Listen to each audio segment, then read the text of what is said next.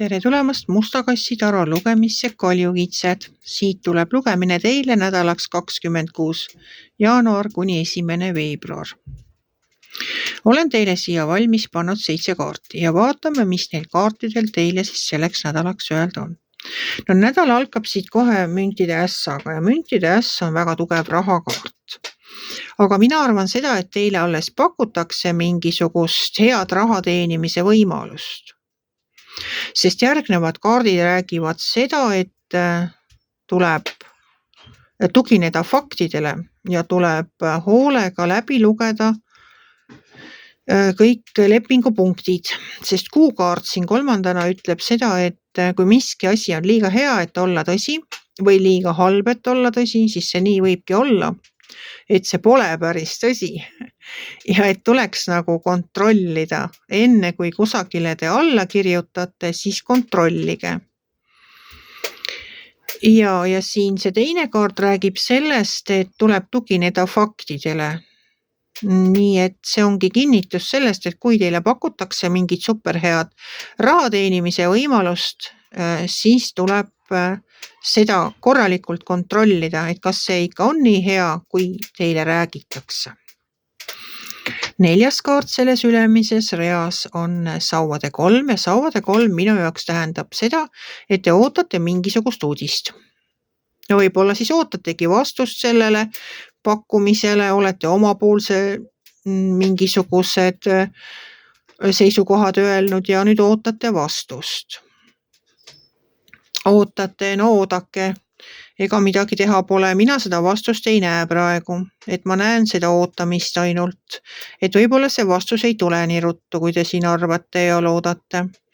See maailmakaart siin all ütleb seda, et te olete kõik ära teinud, teil pole üldse enam midagi vaja teha. Kõik töö on tehtud ja nüüd te võite puhata. Kuigi te nädalavahetusel tunnete ennast väheke lõksus olevat, siis ka selleks ei ole väga suurt põhjust, et te olete siin oma silmad kinni pannud, te ei taha näha, te lihtsalt ei näe sellest olukorrast seda lahendust, võib-olla te ootate ikka seda uudist ega näe seda tulemas ja arvate, et nüüd on nagu päris jama majas, aga tegelikult ei ole, sest kui te vaatate seda kaarti lähemalt, siis need mõõgad on siin ainult tüdrukul eespool. Tüdruku köidikud on lõdvad ja silmad on tal küll kinni seotud, aga tal on põhimõtteliselt võimalik ennast vabastada ja minna sinna, keerata nüüd ringi ja minna sinnapoole, kus tal tee on vaba. Iseasi on see, kas ta seda näha tahab ja kas ta seda teha tahab.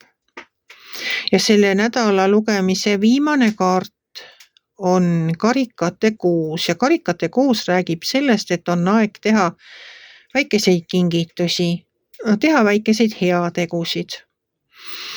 Et no mina arvan seda, et kui teile ka tehakse mingi hea ettepanek, kus on suurelt võimalik raha teenida, siis kaaluge seda, lugege kõik ilusasti läbi. Oodake siis seda uudist, mida te ootate, ärge tööga enam üle pingutage, sest te olete kõik ära teinud, mis teil on vaja teha olnud. Te võite rahulikult nädalavahetuse vabaks võtta ja puhata. Ärge siis tundke ennast väga lõksus olevat või kui tunnete, siis teadke, et see on illusioon. Tegelikult on teil tee vaba. Kui te silmad lahti teete, siis te näete seda teed, kuhu poole liikuma hakata.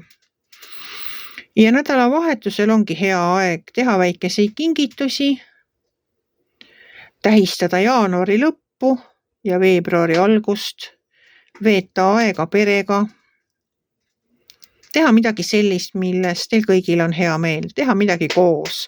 Alati on tore koos perega midagi ette võtta. Et olgu teil siis imeline nädal. Kui teile minu lugemine meeldis, ärge olge kitsi, pange ikka like pöial üles, võite ka kommenteerida. Ja kohtume järgmisel nädalal.